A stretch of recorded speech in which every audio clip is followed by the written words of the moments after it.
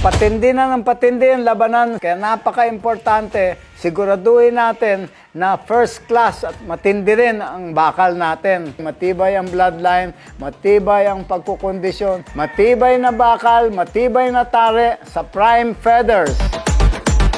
Magmula nung nasubukan ko tong Daido, 4 na taon na nakakalipas, ito pa rin ang ginagamit ko. Kaya dito na tayo sa Prime Feathers. Ito ang number 1.